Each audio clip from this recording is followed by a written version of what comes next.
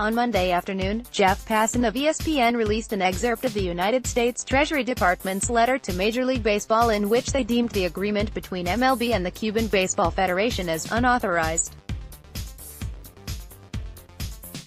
The Trump administration's decision is based on Section 515.571(e) of the Cuban Assets Control Regulations, which authorizes transactions related to the sponsorship or hiring of a Cuban national to work in the United States in a non-immigrant status, except that an employer may not make payments to the Cuban government in connection with the sponsorship of hiring a Cuban national. According to the Treasury Department's letter, payment to the Cuban Baseball Federation is a payment to the Cuban government, adding that MLB's payments to the Cuban Baseball Federation are prohibited unless specifically licensed by the U.S.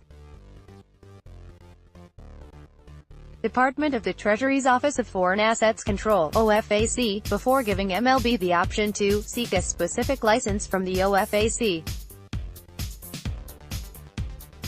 The agreement, initially reached in December, would have allowed Cuban players to sign with MLB teams, receive their full signing bonus, and the CBF would, in turn, receive an additional 25% of that bonus as a release fee.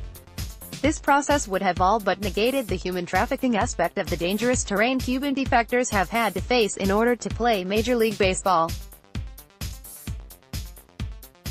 Last Wednesday, the CBF released the names of the 34 players eligible to sign minor league contracts. Passan reports that Major League Baseball included the harrowing defection tales of Cuban players Yasiel Puig, whose story can be found here, Jose Abreu, Yannis Cespedes, and many others, with hopes of swaying the Treasury Department's ruling, apparently to no avail.